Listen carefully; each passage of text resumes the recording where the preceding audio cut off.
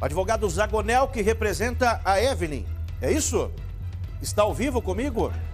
O advogado Zagonel com Lucas Rocha, direto do fórum. A Evelyn, que é a cozinheira, a mulher que fez um estrogonofe e todos se deliciaram depois do assassinato em um almoço. É isso, Lucas Rocha? Exatamente, é importante o depoimento nesse momento aqui do advogado Luiz Roberto Zagonel, porque nós tivemos 3 audiências agora, 3 testemunhas arroladas pela defesa, pelo seu escritório, enfim, pela defesa da Evelyn Peruso, que é a única ré que não está presa neste caso. Ontem falávamos sobre as acusações dela. Pensando nessas acusações e agora trazendo em consideração os depoimentos desta manhã, 2 amigas, né, da Evelyn e a mãe dela. O que você avalia como positivo para a Evelyn? Você acha que com algum depoimento você conseguiu, ou o escritório conseguiu mostrar que a Evelyn não teve participação em alguns dos crimes? Por favor, doutor. Veja, primeiro, boa tarde. O depoimento das 2 amigas foi um depoimento bonatório, no sentido de demonstrar a conduta dela, né, e ratificar, inclusive, uma delas, amigas, trabalhava na época no mesmo hospital em que a Evelyn exercia sua atividade laboral, e relata, inclusive, que a Evelyn ficou muito abalada após os fatos e pediu demissão por conta do seu abalo psicológico. Importante foi o depoimento da mãe, e nós teremos aí no depoimento do escrivão de polícia, arrolado pela nossa defesa, que será depois do almoço, que vai ser muito importante também. Mas o depoimento da mãe vem para ratificar tudo aquilo que a Evelyn disse e diz desde o começo e vai dizer até o final, né, da participação do Eduardo Purcotti nos fatos. Por que nós estamos insistentemente batendo na participação do Eduardo Purcotti? Porque a Evelyn foi trazida para esse processo por conta que ela determina, ela fala, né, ela é a 5ª pessoa que fala que o Eduardo Purcotti participou. Quais seriam essas pessoas? O David Voleiro fala também... A pessoa que é ouvida é o Edson Brits, né? O David Voleiro, o Igor King, né? Nós temos o Eduardo Henrique, e só depois a Evelyn fala. Importante frisar que a Evelyn, quando ela é ouvida na delegacia, eu fui acompanhá-la, e isso está claro, é só analisar o inquérito policial, não tinha juntado procuração. Ou seja, nós não tivemos acesso ao que havia sido dito, o que havia sido produzido no inquérito policial. E quando a Evelyn quando ela vai relatar, ela fala tudo o que ela viu. Sim. E o que ela viu, dentre as coisas que ela viu, foi Eduardo Purcotti participando das agressões, inclusive quis entrar no veículo para ir junto com Edson, foi contido por um dos irmãos. Pois bem, com base em todos esses argumentos, o delegado de polícia, com base no interrogatório dos 4 réus, ele pede a prisão do Eduardo Purcotti. O depoimento relato da Evelyn só foi para corroborar isso. Tanto é que, ao final do inquérito policial, a autoridade policial indicia o Eduardo Purcotti. Quando esse inquérito vem para o Ministério Público não oferece denúncia contra o Eduardo Purcotti e denuncia a Evelyn por denunciação caluniosa e falso testemunho, porque ela teria dado causa a investigação, a situação contra o Eduardo Purcotti. Volto a frisar, uma simples análise do inquérito policial, do que foi produzido, você vê que não foi a Evelyn que deu causa, não foi a Evelyn que trouxe o Eduardo Purcotti para dentro do inquérito policial, para dentro dos processos. Ele já estava lá. Inclusive, conforme relatado que próprias testemunhas aqui, em audiência de instrução, o Eduardo Purcotti tinha sangue em suas vestimentas.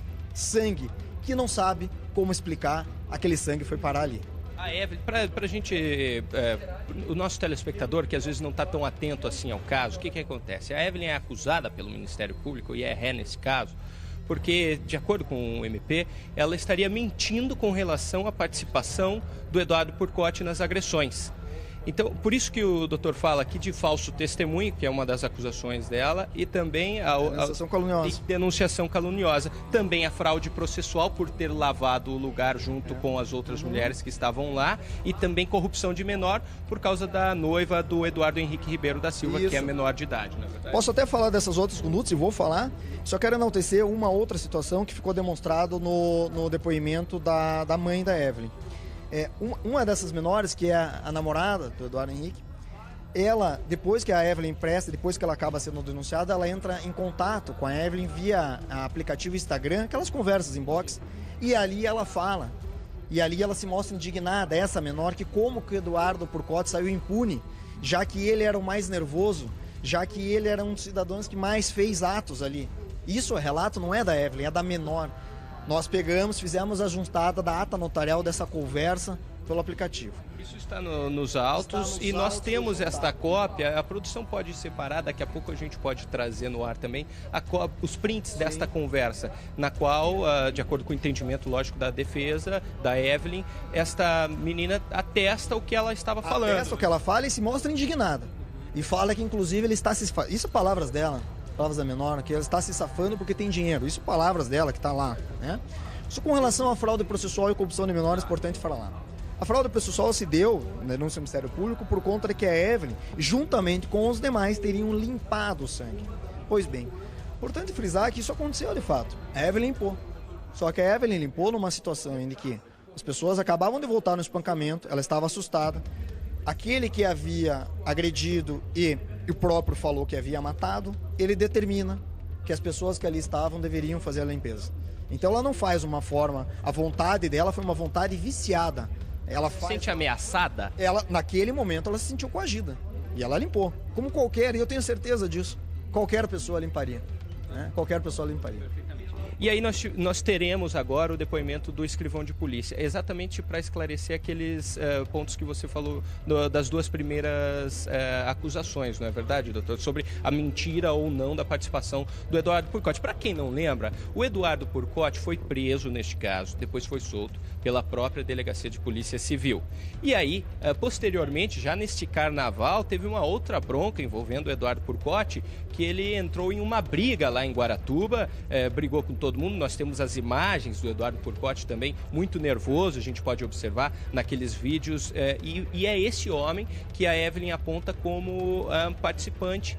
E agora responde ela porque teria mentido nas acusações, ou enfim, no depoimento. Exatamente. Por que o depoimento do escrivão agora pode, né, não é esse o termo jurídico correto, mas vamos lá, ajudar a Evelyn a, digamos, limpar a barra dela com relação a essas acusações, doutor? Veja bem, o senhor Matheus, né, que é o escrivão, ele participou de toda a investigação, foi ele que colheu todos os depoimentos interrogatórios.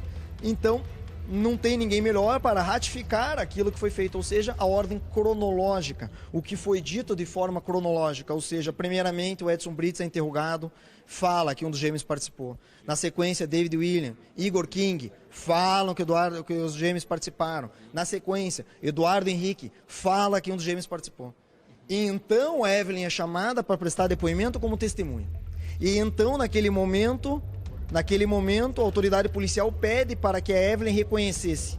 A Evelyn, naquele momento, fala, olha, pelas essas imagens de câmera de segurança do shopping, eu não consigo reconhecer.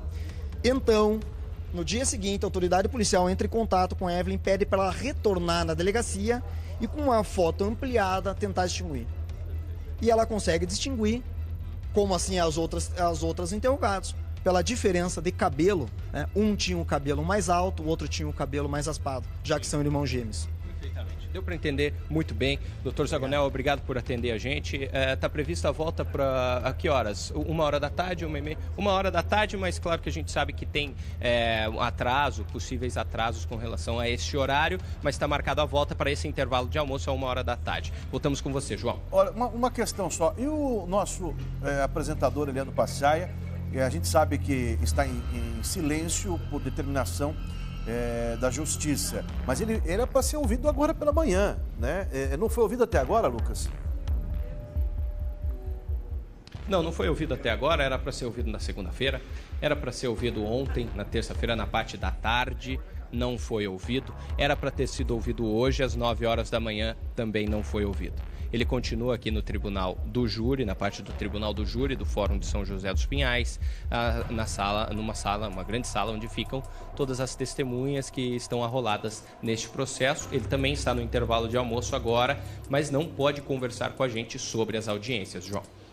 Tá bom. Nós conversamos ontem à noite pelo telefone, eu e o Passaia, e são detalhes que ele vai passar para vocês aqui, que não pode, na verdade, decisão judicial a gente respeita. A gente pode não concordar, mas nós respeitamos e acatamos.